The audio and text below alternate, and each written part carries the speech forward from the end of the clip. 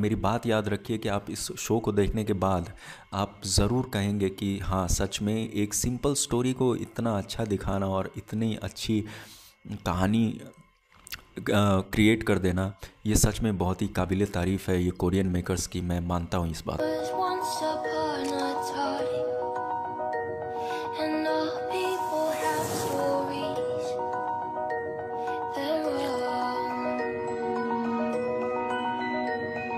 Let her take all she wants, staying behind.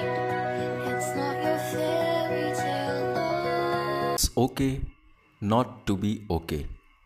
दोस्तों, वैसे तो मैं के ड्रामाज़ ज़्यादा नहीं देखता, क्योंकि मैंने अभी तक सिर्फ 2-3 ही के ड्रामाज़ देखी हैं। से एक it's okay to not be okay, दूसरी थी मेरी all of us are dead, जिसका मैं रिव्यू करूँगा, और तीसरी मैंने देखी थी डिज्नी प्लस हॉटस्टार पर ही देखी थी, जिसे मैंने बीच में ही छोड़ दिया था, वो थी स्नो ड्रॉप। लेकिन दोस्तों, it's okay not to be okay, या कह सकते हैं इसे, इसका नाम है it's okay to not be okay, इस तरह से, और कोरियन में इसका नाम दिया गया है साइको बट इट्स ओके। ये 16 एपिसोड की सीरीज़ है, और मैंने इसे 7-8 दिनों के अंदर ही ख़त्म कर लिया। हर एपिसोड 1 घंटे 15 मिनट के हैं और कुल 16 एपिसोड्स हैं, तो आपको 18 से 19 घंटे इस शो को देना पड़ेगा।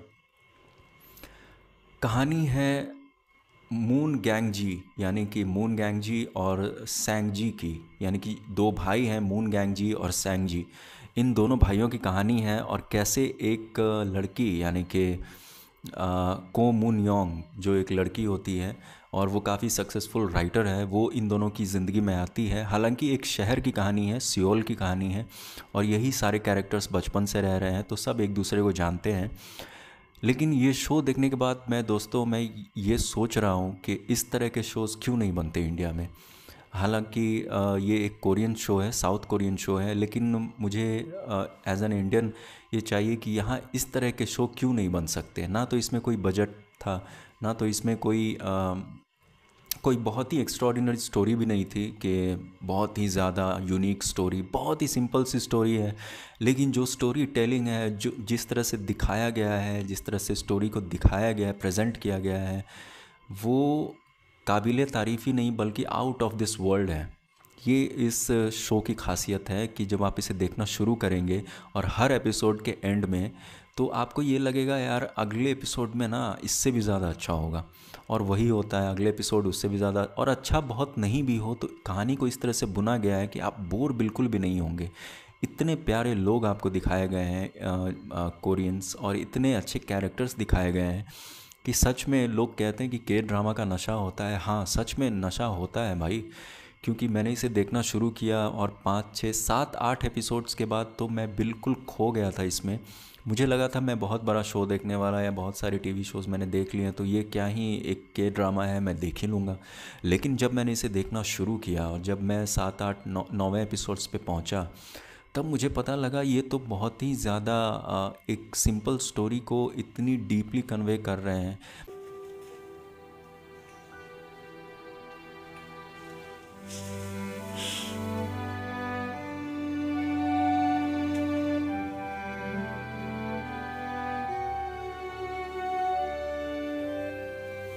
다 버리지 마, 나.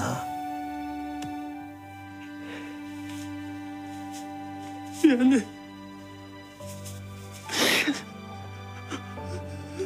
나 버리지 마. 미안해.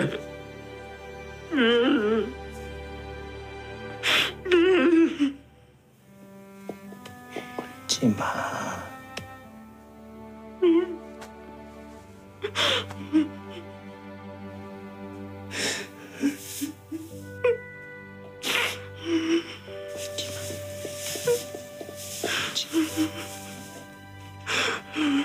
और हर कैरेक्टर्स के अलग अलग शेड्स दिखा रहे हैं, और हर कैरेक्टर अपने में टूटा हुआ है, किस तरह से अपनी ज़िंदगी की लड़ाइयाँ लड़ रहा है, लेकिन फिर भी बाहर से बहुत ही ज़्यादा खुश है।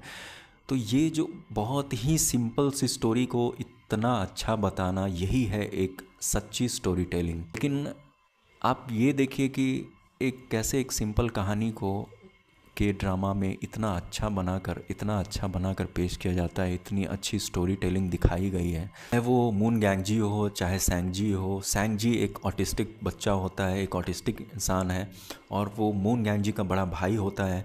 लेकिन किस तरह से अपने बड़े भाई को एक छोटे भाई ने संभाला हुआ है बचपन से, उसके लिए उसने बहुत सारी सैक्रिफाइसेस किए हैं, सब कुछ सैक्रिफाई कर दिया उसके लिए, यहाँ तक कि अपने प्यार को भी, और सिर्फ उसका ही ख्याल रख रहा है।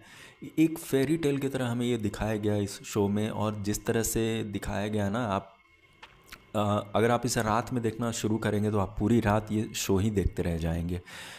एक सिंपल सी स्टोरी को, एक सिंपल सी कहानी को इतना अच्छा मैंने आज तक किसी को दिखाते हुए नहीं देखा है। यही जादू है इस शो का, इसके ड्रामा का। नेटफ्लिक्स पर इसके सारे एपिसोड्स अवेलेबल हैं, हिंदी में अवेलेबल हैं, और काफ़ी अच्छी डबिंग की गई है।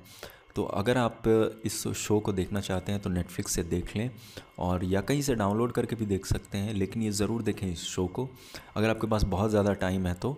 नहीं तो अगर एक एक एपिसोड्स भी पर डे देखते हैं आप, तो आप इसे 16 दिन में तो ख़त्म कर ही लेंगे। लेकिन 1-2 एपिसोड देखने के बाद आप बिल्कुल रुकने वाले हैं नहीं, आप इसे देखते ही जाएंगे। और रिव्यू था it's okay not to be okay के लिए, लेकिन आशा करता हूँ कि मैं आगे भी कुछ के ड्रामास के रिव्यूज़ करूँगा और देखूँगा इस तरह की के ड्रामास मुझे कैसी लगती हैं। और तब तक के लिए थैंक यू। एंड अभी तक आपने अगर सब्सक्राइब नहीं किया तो सब्सक्राइब कर लें, और जो बेल आइकन है उसको ज़रूर प्रेस करें। Thank you.